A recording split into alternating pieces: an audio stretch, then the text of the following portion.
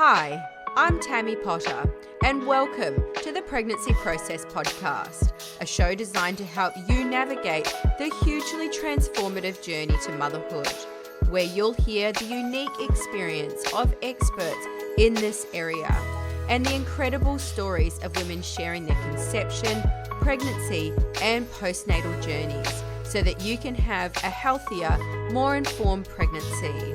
In today's episode, I talk to researcher and paediatric sleep specialist, Dr. Laura Conway. Dr. Conway holds a PhD in early mother-child interaction and language and mental health development. She's the co-director of Infant Sleep Australia and co-developer of the Sunbell Paediatric Sleep Clinic programs for babies and toddlers. In this incredible episode, Dr. Conway helps you navigate the often chaotic world of baby sleep. As new parents, the challenges of sleepless nights can feel overwhelming, and the conflicting information out there can add to the confusion. In this enlightening conversation, Dr. Conway demystifies infant sleep, sharing essential tips on understanding your baby's sleep needs and patterns. We dive into safe sleep practices and discuss how to create a nurturing sleep environment that promotes healthy habits for your baby. Dr. Conway reassures us that while the journey may feel like a wild roller coaster at times, there are effective strategies to help you find balance and peace. Whether you're expecting or already in the thick of it, this episode is packed with insights that will empower you to make informed choices for your entire family's well-being. Dr. Conway, thank you so much for your time today. It's fantastic to have you here with us. It's an absolute pleasure. Thank you for inviting me on. Being a sleep obsessive, I'm so excited for this conversation. And I think let's start off because I know sleep is so important for everybody. But when it comes to parents and expecting parents and new parents, I know that it can be an absolute challenge, which then flows on and impacts everybody in the household, their health and well-being, their mental health and well-being. So if it's okay with you, can we start with what the most important things expectant parents should know about their baby's sleep needs and patterns before their babies arrive? Yeah. Sleep, infant sleep, and the effects of infant sleep on parents is one of those things that it's really hard to fully prepare for. Much like childbirth itself, you can go to all of the classes and do all the preparation, and then it's only when you're in it that you go, holy cow, this is intense. And it's the same when it comes to infant sleep.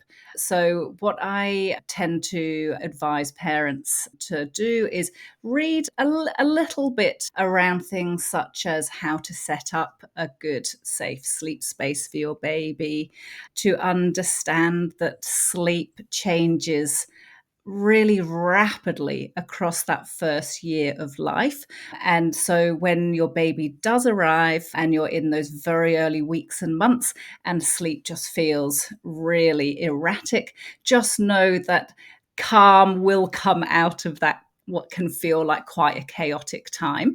And that as the year goes on, the more and more structure begins to fall into your baby's sleep patterns. And just when you think that things are settled, another change will come along. So I think for expectant parents and new parents to know that they're entering onto, it's like a roller coaster ride where there's going to be lots of ups and downs, but you're going to be okay.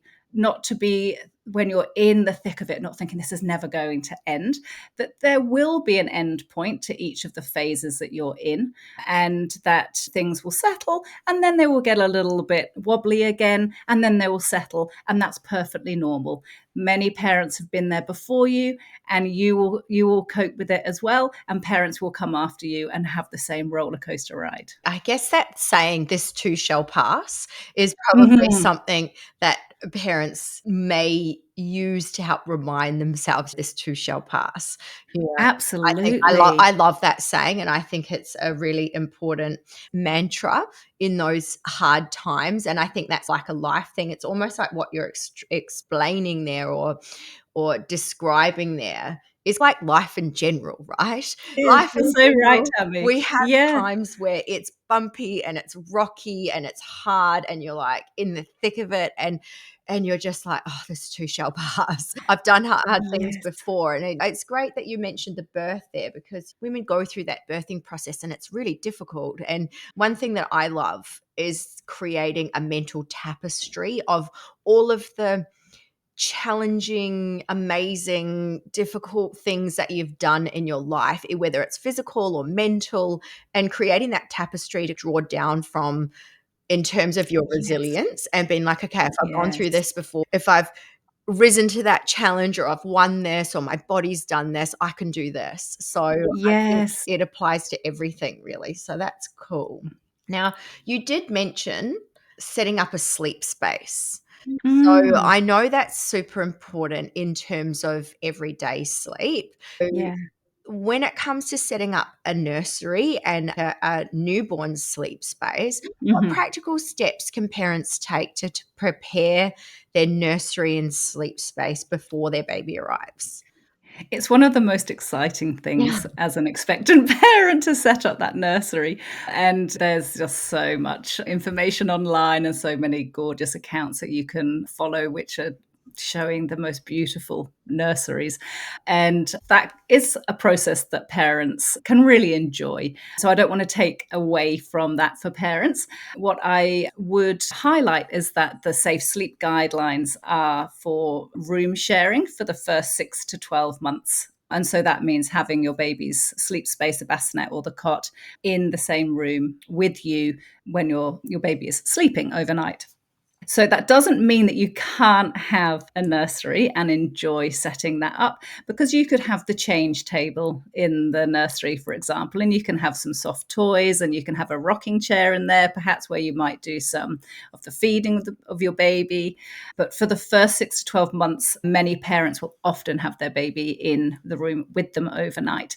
So if we think about the cot or bassinet itself, then ideally what you want is not to have any mobiles over the top of the cot or bassinet. I know that in the past that was something that we all like to do, but actually if we're thinking about one of the processes that's involved in falling asleep, it's cognitive de-arousal. And if we have a really enticing mobile above the cot, then that can be something that really engages babies. And rather than it being something relaxing, they can just start to fixate on it. And as they get older, they might even want to stand up and try and grab for it. And then we've got some safety issues when that happens. That might feel a long way off for some of your listeners who are just expectant parents at the moment or just have very little babies.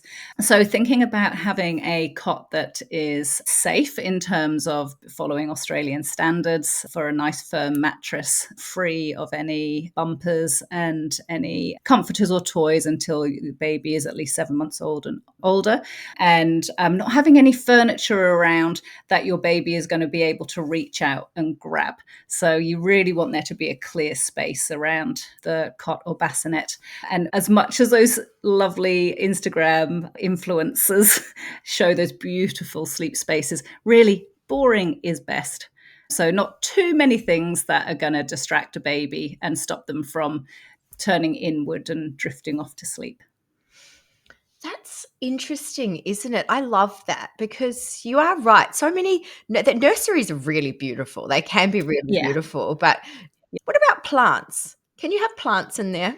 Yeah, plants will be fine. Mhm. You just don't want them anywhere where your baby will be able to grab it. Okay. And because, of course, babies develop, not only their sleep changes a lot in the first year, but just everything about babies changes a lot. So, including their mobility and their ability to pull themselves up to standing or just go on all fours and reach for things. And those changes happen so quickly that sometimes as parents, we can get caught by surprise.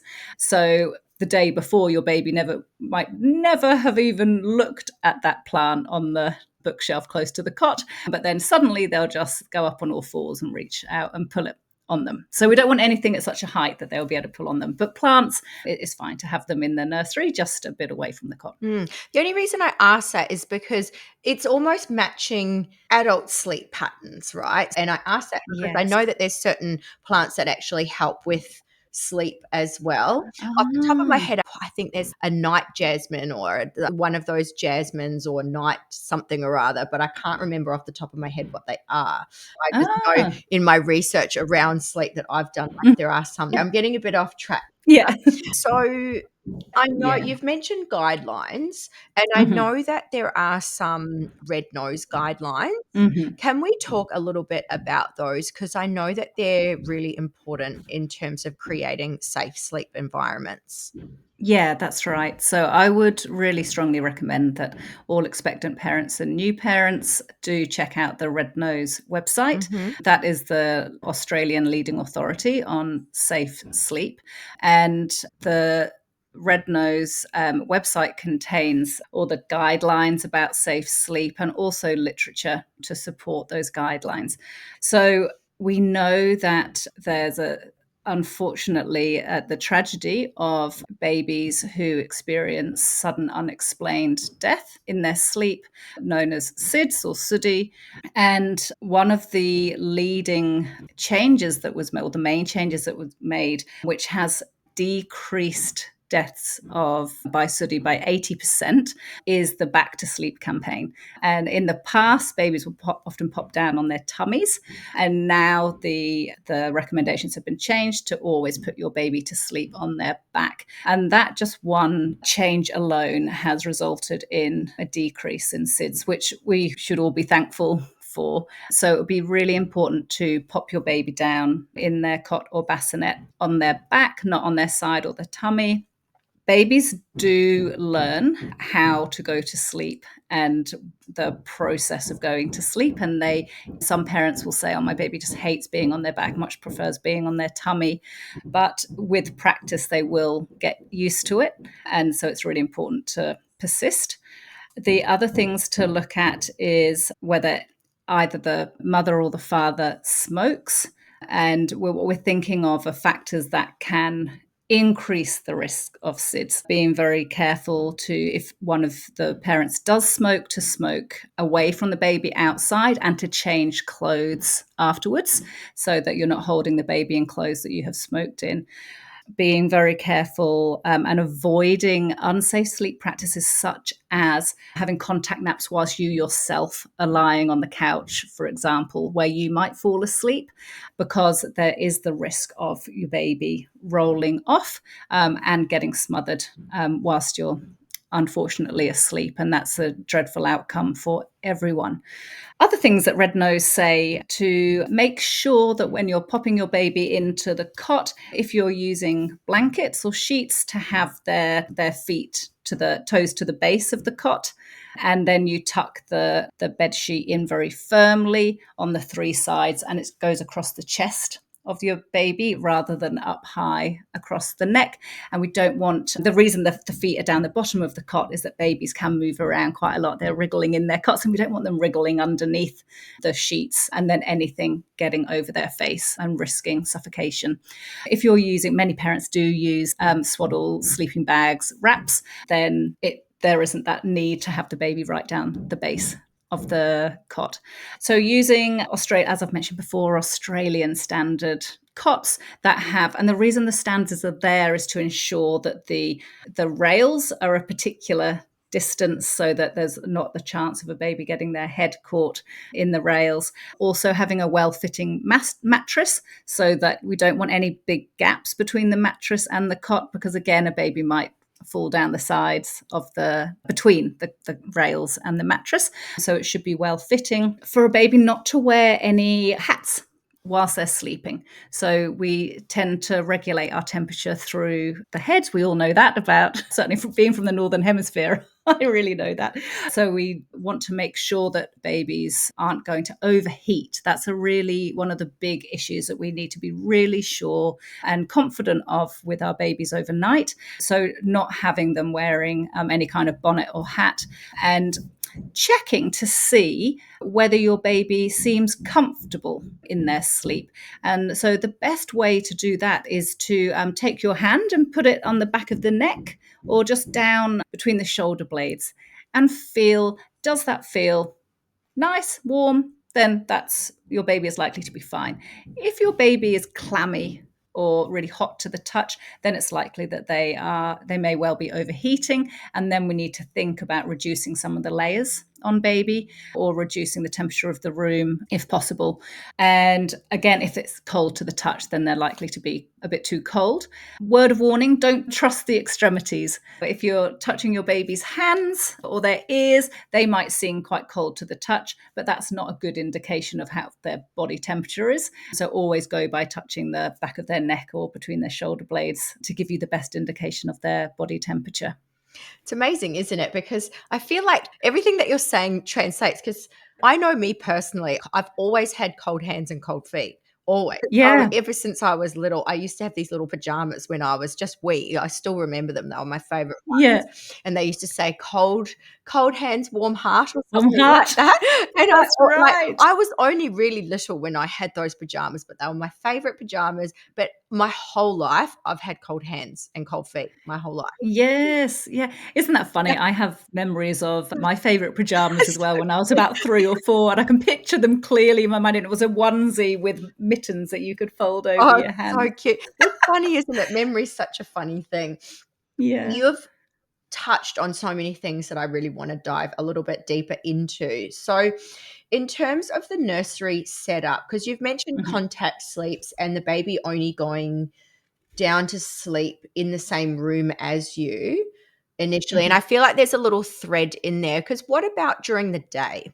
So the baby sleeps in the same room with you in the evening, and then you've mentioned contact sleeps. And I know that we're not going to get too deep into the various methods and all of the conflicting and contrasting information out there, because I feel like training in pregnancy, there's probably a lot. Depending on who you listen to, everyone's going to be saying different advice. So I feel like mm, when it comes to sleep, it's much like training during pregnancy, where you need to find a trusted source that you mhm. research well and you believe in and trust where they're getting their information from. So we Yeah, won't go yeah. down that track Mhm. too much, but can we talk a little bit about where baby sleeps during the day and also contact sleeps?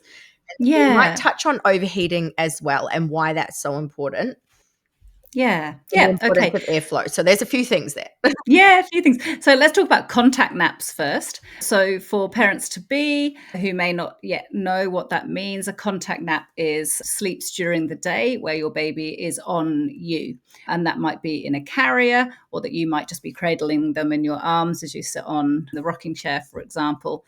And many parents absolutely love and enjoy contact naps, and they're a beautiful thing when you can support your baby, very little baby, to fall asleep, and then you have them on you for that time. You can keep an eye on them.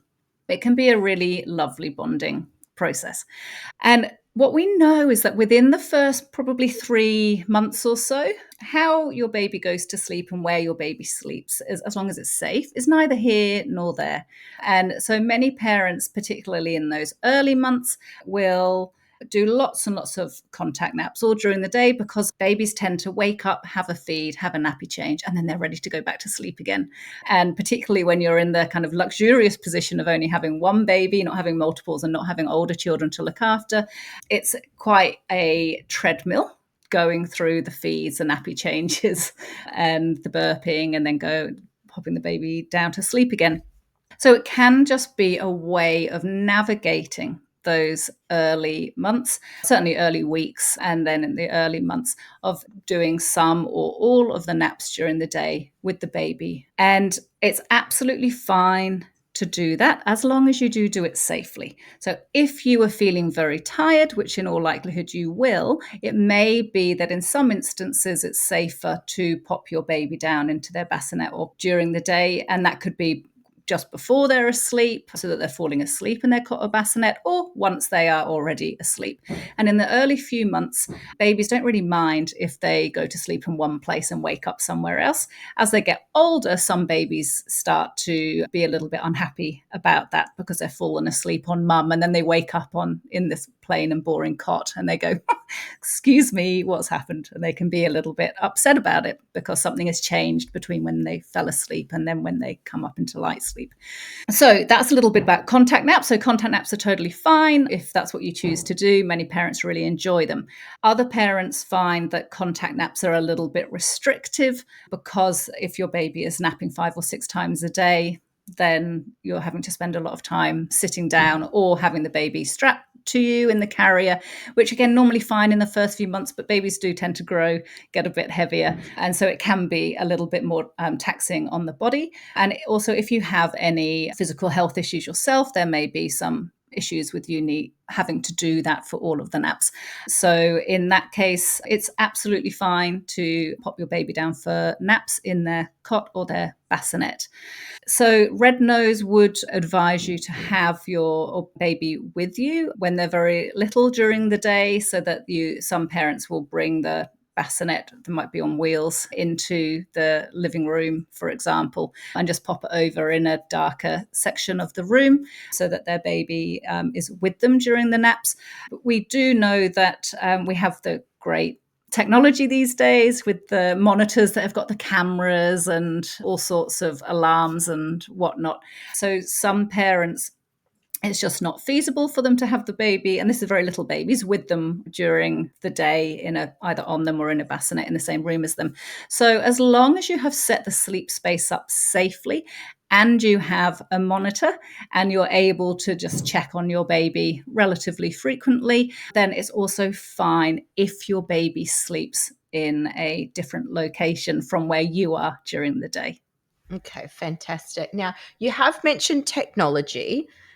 Mm. Are you okay to talk a little bit about some of the technology out there, but more specifically the snooze? Yeah, I can talk a little bit about that. The technology that I was referring to then was more around the monitors, Mm-hmm. but the snoo is a particular type of bassinet that does movement, and my understanding is it was developed by a paediatrician, and lots of parents absolutely swear by snoos. And we certainly see a lot of families in our clinic that are currently using snooze or did use snooze in the past. And I guess one of the things for parents to consider is that in general, you don't need to spend a lot of money on infant sleep. One of the things that happens in places like Scotland, in the United Kingdom, and I think in some Scandinavian countries, is that you actually are given what's called a baby box. I don't know if you've heard of these, Tammy. When your baby is born, the local council gives you a box that's full of things like baby grows, nappies, a thermometer for the bath, all sorts of things, nail clippers, anything to set you up. And it's phenomenal. They're really great. And they're done to ensure that every baby has the best start to life. Like every parent has the same resources available to them. Now, the great thing about these baby boxes is that the box itself is the size of a bassinet, and it comes with a mattress in it and sheets, a waterproof sheet, and then another sheet to pop over the top. And babies are perfectly safe sleeping in those boxes. So I'm just saying this just to give parents a bit of a yardstick against which to measure, do they need to get the all singing, all dancing, rocking, shushing, electronic bassinet, or could they just go with, I'm not saying you go out to Bunnings and get a box, of course, but could you just get a bassinet that doesn't have all of that technology integrated into it? Mm. Now, if you decide not to get a snoo, it doesn't mean, or one of those types of bassinets, it doesn't mean that you're a bad parent. And equally, if you do decide to get one, it doesn't mean that you're a better parent. The way that they work is that when you pop your baby down into the bassinet, the technology picks up whether your baby is wriggling around and crying. I don't know the ins and outs of exactly how it does it, and then it starts to rock. And as your baby's crying escalates, then it can increase the rocking intensity. And it can also, I think, increase how loud the white noise is that plays through the speakers. And some parents love them because it means it just gives them a bit of a break, so that when their baby is waking frequently overnight, the snoo essentially puts the baby back to sleep. Where things can become a little bit unstuck is that your baby will eventually outgrow the snoo bassinet. And if your baby has then become very accustomed to being rocked back to sleep multiple times in the night, and then you have to transfer them to the cot when your baby starts to roll, because that's when you do need to move your baby out of the bassinet and into a bigger cot, because otherwise it becomes a safety issue. And you don't want to be you mustn't be restraining your baby either. Once your baby can roll, you need to let them roll. And so that means taking them out of the swaddles. Just a little bit of a side bar there. And so what can then happen is that parents have been really reaping the benefits of this interactive bassinet. Baby outgrows it. Parents then pop their baby into the cot to sleep, and then all hell breaks loose because baby is in a new environment, wakes up in the night, wants that rocking motion, and that rocking motion, of course, doesn't happen in the cot. So then it may be that you need to use some cot settling approaches to help your baby adjust from being in that movable bassinet to now being in the immovable cot. Yeah, so that's probably as much as I can say about the snooze. I have a funny story here about the box, right? So my mum's a Karatani nurse. She's very across anything to do with babies and sleep. So my nephew, when he was first born, he was having some sleeping issues. Do you know how they ended up fixing that? He ended I up think a cardboard box was involved. the only way that he ended up sleeping was in a cardboard box in between his parents. Oh my goodness. Mm. Yeah, So that just okay. goes to Yeah, show you can have all of the things that you yeah. need, want, all that kind of thing. My nephew, like my mum knows how to settle a baby. She knows all the tricks. That's what she did Yes, for, I don't know how, 50 years or something crazy like that. However many years. It's yes, all she did her whole life. She's now retired. That's what settled him. Sleeping yes. in a cardboard box between his parents. How wild is that? Yes, so wild. Yeah, that's right. And you don't know what the temperament of your baby is going to be until they arrive, and their personality develops over time. You begin to know them so much better. And actually, once I've got older children, and when I look back now when they were babies and toddlers, I'm, oh yeah, that makes sense. Mm, mm. That makes sense now. And so you can do all of the planning, buy all of the high tech gizmos and gadgets, and actually your baby is just not interested in that at Mm. all and hates it. Don't be thinking you have to spend lots of money. Just have a safe sleep space. Think about investing in some wraps and swaddles and waterproof sheets for your cot or bassinet. You might want to buy some dummies to try out dummies, see if your baby likes to take a dummy or not. Not all babies will take a dummy. And just basics, and keep it simple, and then see if sleep is an issue. Mm. And when you get to know your baby a bit better, that's going to help you or help inform your choices about what extra things beyond the basics that you might want to purchase. So good. Now, in terms of that, because there's always myths around all different areas, but I feel like when it comes to sleep and children and infant sleep, there must be many. Are there any that are your top kind of ones that you keep encountering? What Yes. would they be, and how would you advise parents to separate fact from fiction? Yeah, great question. Yes, parents sometimes say to me when they come into the clinic that they feel like since they fell down the sleep rabbit hole, they have entered the twilight zone, that there's just so much information out there and so much conflicting information. And the really big myths, or the myths that really stand out to me, there's just so many, but I'll just rattle off a few. One of the big ones is sleep begets sleep, and that you need your child to sleep a lot during the day in order for them to sleep well at night. Now, that is actually not true. And that blows people's minds because it is in the zeitgeist. Sleep begets sleep. What we actually know is that all babies will have their own individual need for sleep, just like all adults do. And there is a range of normal. So when babies are very little, so newborn babies, they tend to have much higher sleep needs than babies who are 12 months old. And what we know is that across that first year, sleep needs do tend to decrease.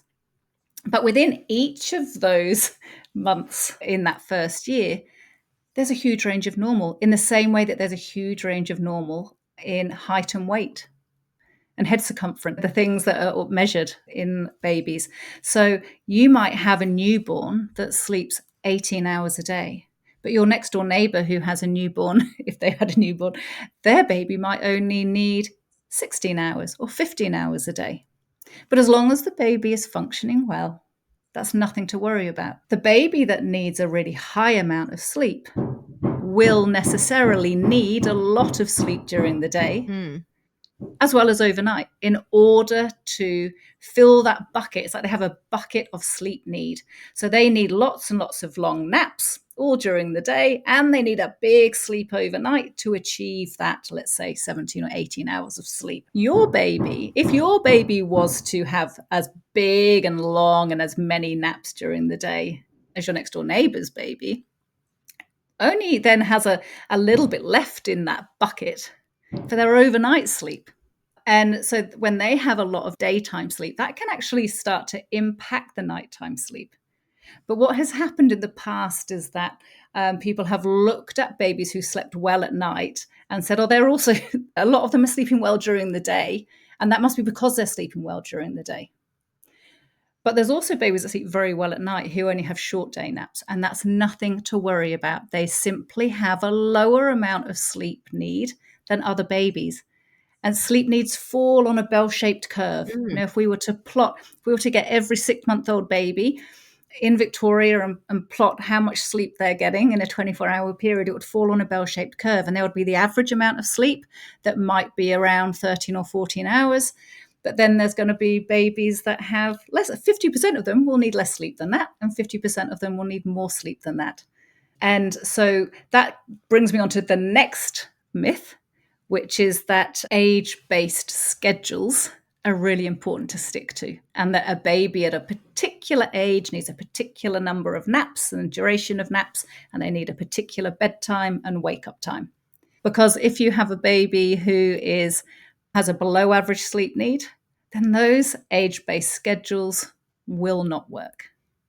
And it's a little bit like if you have a baby who's small for their age but is tracking along okay and no one's worried about it, and say that they're 6-month-old but they are still in clothes for 4-month-old babies. You wouldn't think, I'm going to put them in a onesie that's for a 6-month-old in the hope that they will grow. It just won't happen. And they're just going to be uncomfortable, and they're going to be just floating around flopping around in a onesie that's too big.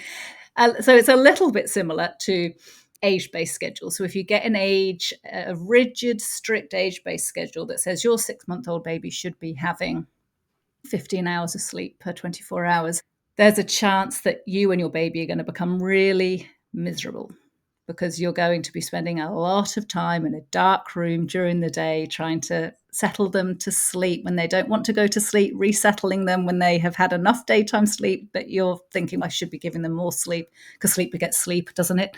And that's what the schedule says. That's so stressful to me. I can't even wrap my little head around that, because I can just see these parents are so strung out and they're trying everything to get their baby to sleep. And then their whole guilt, what am I doing wrong? I must be doing something wrong. I'm a bad parent. My baby's broken. I'm broken as a mum. Like, and like they're just a cycle. It goes round and round. It's like a spiral. Yeah. Yeah, you're right. Have you got any more myths that need to be busted? Yeah, leaps and regressions. Mm-hmm. That's a big one. I don't know, Tammy, if you've heard about those. There are apps that you can download and books that you can buy that talk about particular leaps and sleep regressions in the first year or two of life. And look, we know that sleep is dynamic. It's not linear. It's ups and downs. At the very beginning, I spoke about that roller coaster. And that's what sleep is like in the first year or two, three of life. And what I suppose these ideas are trying to get across, they're trying to enforce some order on that up and down roller coaster of sleep. And for some parents, that feels quite reassuring that they know that there's going to be a regression or progression or a leap at these particular times. What we know actually is that when we've studied thousands of babies and looked at their sleep across the first few years of life and mapped out when there are sleep difficulties and when there aren't, is there actually isn't always a sleep regression at this point, and this point. For every baby, there are just ups and downs, and at any moment in time, sleep can be having a little bit of a blip. What I would caution listeners about is not getting too fixated on those age-based leaps and regressions, because what you might end up doing is getting anxious and stressed about a change that is never going to happen for your baby, or a problem that is never going to emerge for your baby. Or the problem might emerge but a bit earlier, and then you're blindsided by it and you're thinking, but it shouldn't be happening at this age. It's only meant to happen at 8 months, and something's happening at 6 months. Is there something wrong with my baby? And then you head into that spiral we've spoken about. So just know that there's a wide range of normal. Sleep goes up and down, and it's not as simple as a 4-month regression, a 8-month regression, a 9-month regression, whatever those apps are telling you. Mm. It's like that control thing almost. Like you're trying to control and put boundaries around something that's just a little bit more free flowing. And just Yeah. going back to that sameness too shall pass. And like life, the more you try to control something and the more you try and put things into place to try and control the uncontrollable, that's when things start going wrong, or that's when you start Yeah. getting stressed, because you can't, some things you just can't control. So I don't know if I'm going off on a tangent there with that thought bubble. I understand that there's all of these myths, there's all of these things that we can't control, and every baby is individual. You're going to have outliers, you're going to have people that are exactly on schedule, and that's great. And then you're Mm-hmm. going to have outliers that just throw everything out. So, are Yeah. there any things or techniques that you can recommend for Mm-hmm. parents to help their babies along this journey, maybe just help them adapt to life outside and Yeah. just establish some healthier sleep habits? Mm. So, one of the things that many parents find helpful is understanding their baby in front of them. So, try to put aside those strict age based schedules that are saying that your baby should have this amount of sleep, and actually look at your baby and log their sleep. Let's see how much they are getting. And there are lots of apps available that many parents use where they log the sleep that their baby's having, the breastfeeds or bottles that they're having during the day, solids, nappy changes. Or you can just use the note function on your phone or just on a piece of paper. And just over a week or so, just jot down how much sleep your baby is having and work out what the average is. And if your baby is mostly happy, then they're probably getting all of the sleep that they need.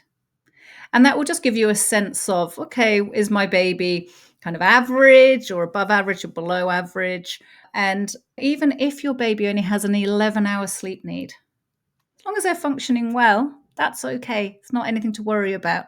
And so we're always looking at how the baby is functioning. If you're finding that your baby is really upset and grizzly and uncomfortable whilst they're awake, then that it's really useful to think about some medical factors that might be influencing their behavior when they're awake and their sleep. Because we do know that there are some medical conditions that do impact sleep. And it's really important that as new parents, we're able to just rule those out. So, of course, there's the usual things like if your baby's very upset, we want to check that they're not hungry, that their nappy doesn't need changing, that they're not in pain, that the nappy isn't on too tight, or there isn't a label pressing against their skin and annoying them, for example. Of course, you rule out all of those things. So they're not hungry, they've been fed, they've got a clean nappy, they've been burped, and we know they're comfortable and they're not too hot or too cold. Then we're thinking about whether there's might be any gut irritation. And one of the ways that we understand if there's a gut irritation is if the poos are a bit odd. Does your baby have weird poos? Are they a bit slimy and mucousy? Is there blood in the poo? Or are they really frothy or very, very watery? Now, there is some variation in infant poo anyway. And you were just saying, Tammy, that your mum was a Karatani nurse. Maternal and child health nurses are awesome for helping you determine whether that's a normal poo or not. But if there is mucus, blood, or frothiness in the poo, it might indicate some kind of gut irritation. And then that is going to make sleep difficult for your baby. Because we know as adults, when we're not feeling well, if we've got an upset stomach, we're in pain, we are unlikely to sleep very well. Other things to think about is gut irritation. The other one is whether your child has really dry skin or eczema. We know that even mild eczema can be linked to poor sleep. So ensuring that you're using a moisturizer for your baby that suits their skin. If the eczema is bad and isn't clearing up, then speaking to your GP or nurse about getting some over-the-counter and some prescription ointment to help clear up that eczema. Because then once the skin is less irritating and itchy, then they tend to feel a bit better as they're going off to sleep. And their body temperature changes as they're asleep. So then their skin won't be quite as irritating then. Other things to look out for are whether you are hearing your baby snoring. Snoring shouldn't ever be ignored in babies, toddlers, children. So if you notice that your baby is snoring or they're gasping or coughing in their sleep, and it's not related to them being unwell. If they've got any older children, then they can be bringing home all kinds of wonderful bugs from the playground and nursery, and the new baby gets hit with these. So if you do notice snoring, gasping, coughing, pauses in breathing, then I'd be taking a recording of that and taking that to your GP to talk about, because in all likelihood, particularly if there's pauses in the breathing, that's going to be impacting their ability to get the good sleep that they need. And you want that investigated perhaps by a ear, nose and throat doctor. When your baby is crying, then be thinking about, are they fed? Are they comfortable? Is their nappy changed? Are their poos okay? Is their skin okay? Are they breathing? If they have reflux, then using the reflux medication as necessary and directed by your doctor. Now, if you've ruled out, you've got all those things ticked off the list, then things that we can be doing to help an unsettled baby. So very little babies is swaddling them. Babies like that feeling of being contained. It helps with that startle reflex. So if you have a really unsettled baby, swaddling the baby, taking them into a dark room, rocking and shushing. And if you have a partner, taking it in turns, knowing that all babies do have periods of unsoothable crying, but every other parent has got through it, and you will too. Your baby's having a hard time, but it's going to pass. It too shall pass. We keep coming back to that, Tammy.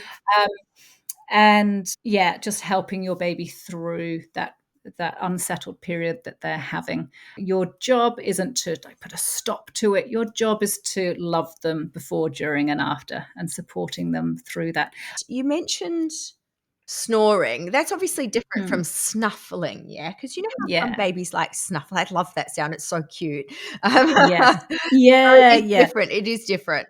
Yeah. And when babies are newborn, they can be very snuffly and they can be very congested. So it's more for babies 6 months and over. Right.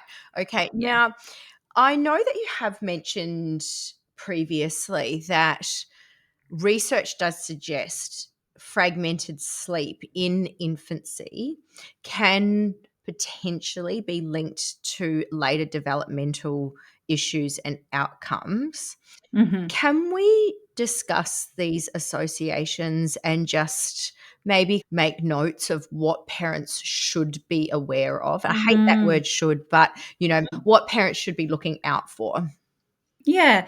So research into the importance of sleep has only really started about 50 years ago. So before that, people just thought that sleep, oh, it was just the brain switches off, everything stops, and then we start again once we wake up. But we now know that sleep is way more than that, and the brain absolutely does not switch off at all.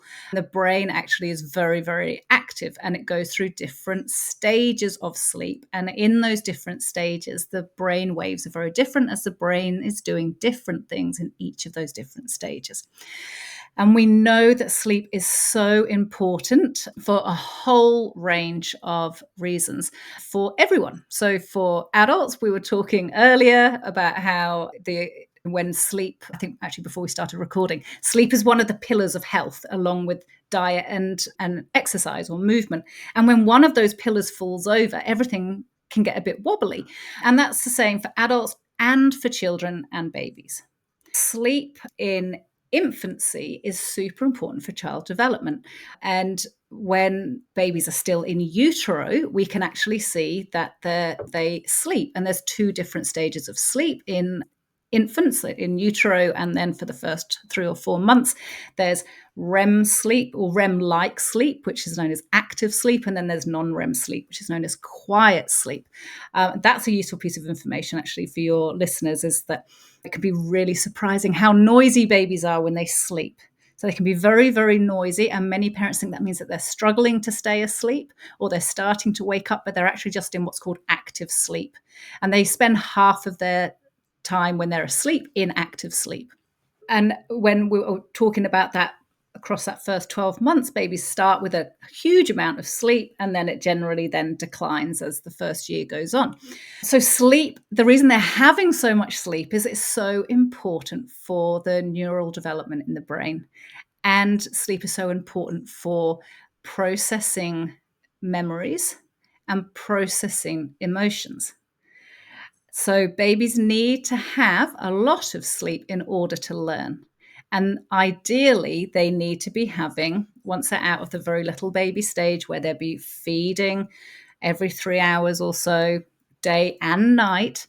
Once they're out of that phase and they enter the starting to be bigger baby phase, so from 3 or 4 months onwards, they start to have more adult sleep architecture, still much more REM sleep than in adults. Now, then what we want to start to see is babies having longer stretches of sleep, longer stretches of this high quality restorative sleep is what we call it, because they're going to be awake more during the day now. They won't be having as frequent naps. They will start to have maybe just 3 or 4 a day rather than 6+. And they're awake for longer periods. So they're having more interactions with their parents, with their environment around them. They're learning how to communicate. They're watching. They're learning how to have joint attention with their caregivers. They're learning how to move their little bodies. They're learning about their bodies. And when they go to sleep, what happens is that all of that learning is processed. Now, when your baby has really fragmented sleep across that first 12 months, so we're not talking normal night wakings, we're talking really fragmented sleep. Perhaps they're waking every single sleep cycle. Then what is happening is that they're not getting those long stretches of sleep that we would like them to be getting to help them learn and to process everything that they have been doing during the day.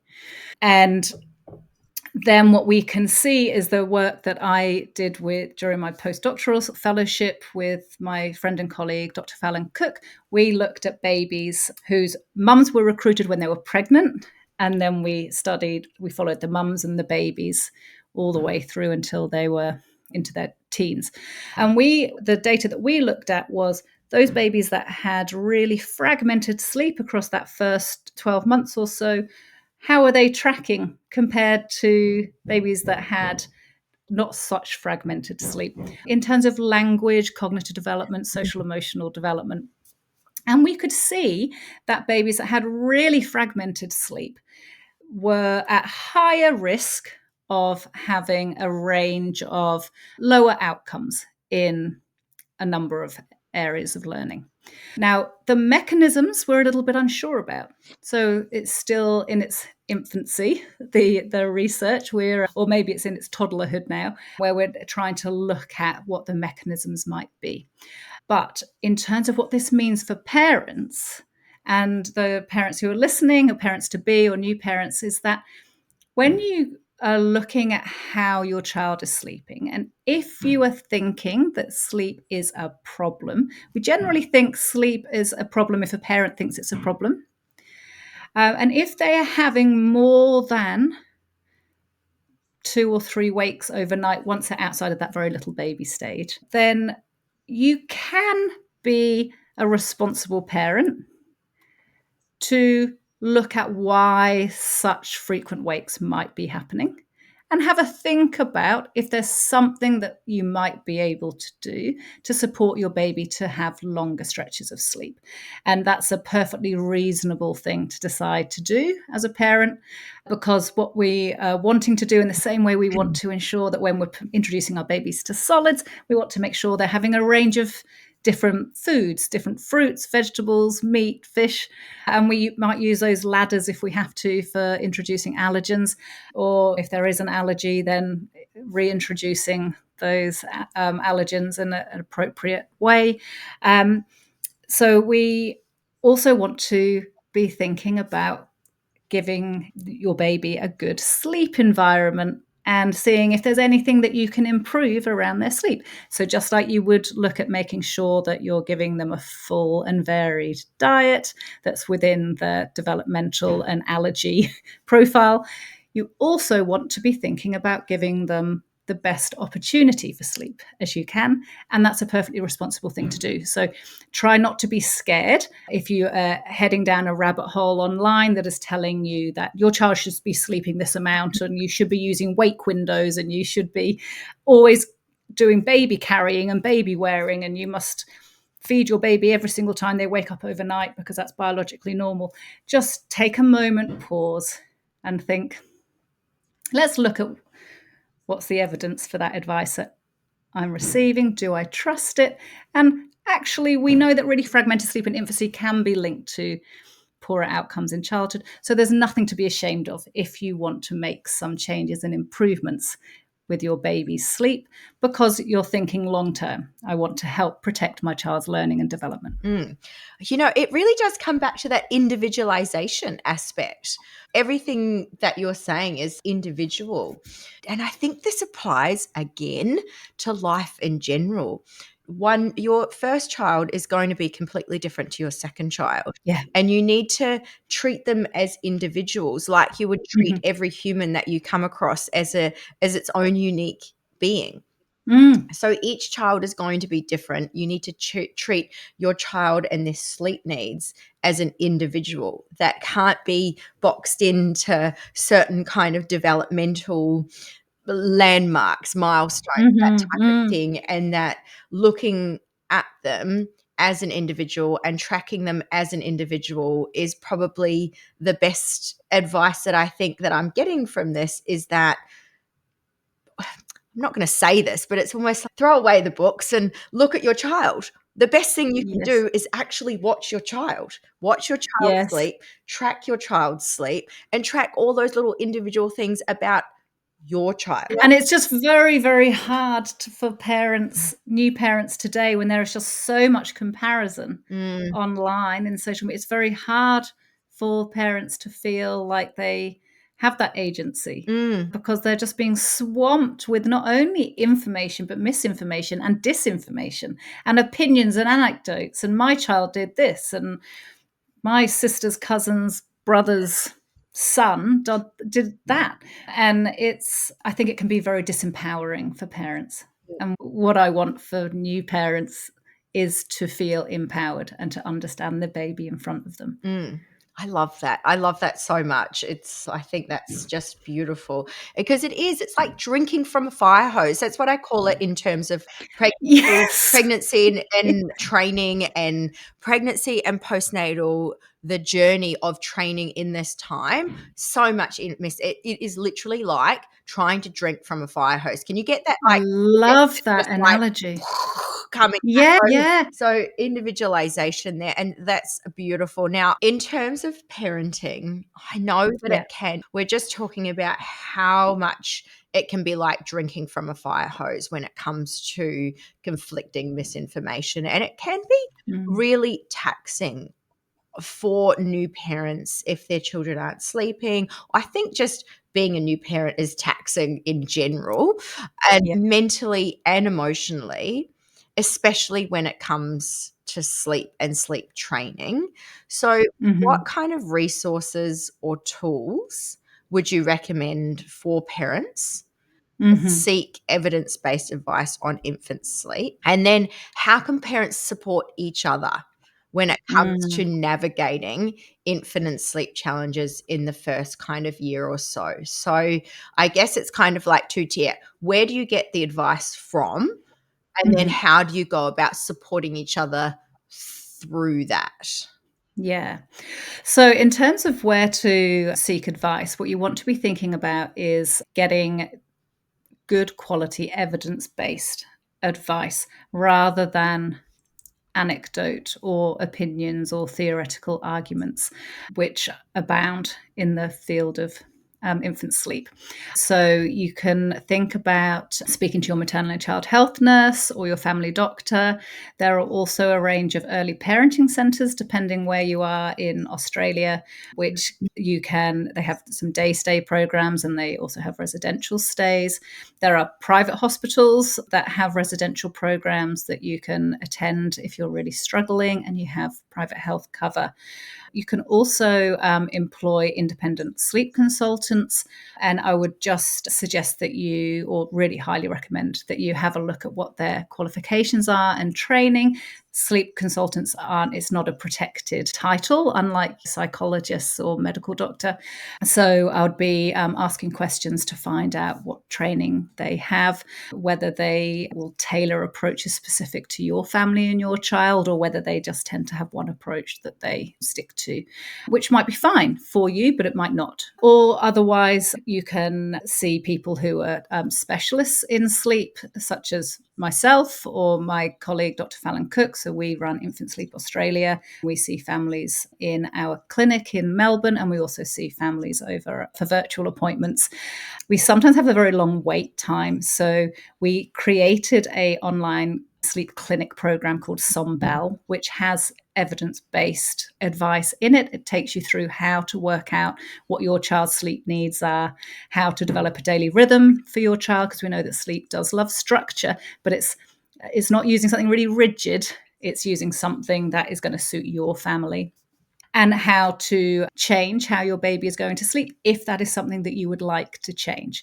And as I mentioned earlier, when babies are very little, they often don't mind where they go to sleep and where they wake up when they come up into light sleep throughout the night. As babies get older, sometimes they actually do dislike that change in place, and they prefer to, when they come up into light sleep, be in the same place as they were when they went to sleep in order to go back into their next sleep cycle. And that's when sometimes it can become really challenging with if a baby who has a very strong preference for being bounced on a fitball, for example, or driven in a car to go to sleep. We see everything. So babies can develop these very strong preferences. And then if you are finding that you're having to do those same things multiple times a night and it's really challenging for you, then we can look at changing those sleep associations to ones that can be present all during the night. So that's a whistle stop tour of where you would seek help from. Then in terms of how your second part of your question, Tammy, was about parenting, how to support each other. And before we get Oh yeah. to that, can we just reiterate where can they find this resource? Sombel, Mhm. Sombelle. Okay, and where can parents find this resource? So they can just Google Sombel Mhm. sleep programs, or they can go onto the Infant Sleep Australia website. And so that's www.infantsleep.com.au. And there they can access the information about the sleep programs. So there are 3. There's little babies, 0 to 3 months, because remember I was talking about how they've got different sleep architecture and sleep needs are a bit different in little babies. Then we've got bigger babies, 4 to 12 months, and then we have toddlers. So goes up to 4 years of age. Yeah. And that's essentially going through all of the stuff that you've walked us through today as well. Yeah, but Yeah. obviously in more detail. So Plus. actually Yeah. basically the how to of what we're talking about. Exactly. How Amazing. to set up the sleep space, how to how to cope with unsoothable crying, Mm. how to dress your baby for sleep, medical factors to check for, how to understand your baby's sleep needs, how to work out a good daily rhythm, how many naps your baby, if you want to cot settle, how to do it, if you are co-sleeping with your toddler and you want to stop co-sleeping with your toddler and you want to get them in their own bed, how to do that, if you need to take your baby out of the cot and transition them to a bed, how to do that depending on the age range that you buy. Amazing. Yeah. And now into that, because I know that my question was very large. I probably should get a little bit better about being a bit more succinct with my questions. I quite like those big questions. So in terms of parenting, how can parents support each other through this time? Yes, being as close a team as you possibly can is really going to help you stay the distance. Parenting in the first year is a really full on experience, and you're going to have the steepest learning curve that you will ever have as a couple, if you are a couple. And so, knowing when you go into it that you are going into it as a team and you're going to make choices together as a team and support each other as a team is a really good foundation. And think about how when you're going through hard times and your baby is going through hard times, you are in it together. It's not that one parent is the more of the expert than the other. It's that together you are a team. And if one parent is taking the lead, for example, if one parent is breastfeeding, then of course the other parent can't do the breastfeeding. You might consider expressing so that what the other parent can deliver some feeds through a bottle. That doesn't work for everyone. But if that is the case, that one parent is having to do all of the feeding, then the other parent can be doing the laundry, the changing the sheets. There's 101 other tasks to do, restocking the nappy caddy. And what we want is, if possible, that parents have ownership of their own aspects of the parenting. So we don't want the one parent to become the default parent for everything. If one of you is doing all the breastfeeding, then the other one can have the responsibility for buying the nappies, restocking the nappies, knowing when wipes are needed, so that this other parent isn't the one having to say, hey, can you check we've got enough nappies? So thinking about dividing up some of the roles so that there is a clear division and it's not that one person is carrying the whole mental load, because it's a very easy mistake to fall into. And whilst in that first few months it might be okay, it's not going to be okay in a few years' time. Yeah. Because like sleep patterns, these patterns have a way of continuing on until someone's not happy with them. Yes, that's right. Breeds resentment. Yeah. And thinking about how you can support each other around emotional support when your baby is crying. For example, knowing that not all crying means that something is wrong. Crying is communication, and telling each other that you are the best parent for our baby. We are the best parents for our baby. Our baby is having a hard time at the moment. Our baby isn't giving us a hard time. Our baby is having a hard time. And we as a couple are going to support our baby and each other. I love that so much. And also, that's such a brilliant point, because I feel like sometimes people think these little wee things are doing it on purpose. Yeah. No, they're not. No, that's right. Your babies are not devils sent to like annoy you. I love that. The crying is a communication. Your baby is having a hard time. They're not giving you Yeah. a hard time. That's such a beautiful delineation there that I think all parents need to know and just remind themselves of. Yeah, and remind each other. Mm, And remind each other, mm, because it can, in the moment, it can feel relentless, and that crying can feel like it's never going to end. mm, But supporting each other, it will end. We'll get through it. You were a good parent. This doesn't mean you're not a good parent. It doesn't mean I'm not a good parent either if I can't make this crying stop. mm. Now, I wonder whether you've already answered that in your last question there, but I'm going to ask you this because I ask every guest on this Oh, yeah. podcast.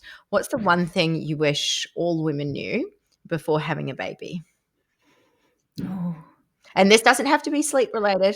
You're a okay. mum yourself. You've Yeah. got an incredible amount of resources you can pull from to answer this. So don't feel like it has to be sleep centric. It can be any. I wish that all women knew that although their infant sleep will be challenging in that first year of life, it's not always going to be this way.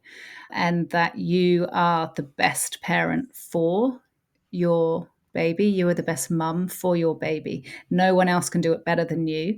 You will have bad days. Your baby will have bad days, but you will have good days as well. And no one can break that attachment that you have with your baby and your baby has with you.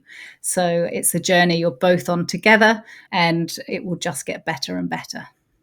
That's beautiful. What a lovely note to finish on. Thank you so much for your time today. You are incredible, and I feel so. The people that work with you are so lucky. Obviously, they've come to you because they need help, but they must be so thankful that they've found you. So thank you so much for your time Ah, today and for doing the work that a you do. pleasure. That's a pleasure. Thank you very much for doing this podcast. And if you're hearing this message, I want to say a huge thank you, because it means that you've listened to this entire episode. Of course, if you have any questions about the things that we covered in this episode, or want to know more about me or my other projects, you can find me on YouTube and Instagram at The Pregnancy Process. For those currently in their conception or pregnancy journey, you can apply to join my complimentary but private community, the Preggy Training Crew. And you'll find my community application and social media links in the episode description. And of course, if you enjoyed this episode, I absolutely encourage you to share it with other women just like you. And I look forward to seeing you in the next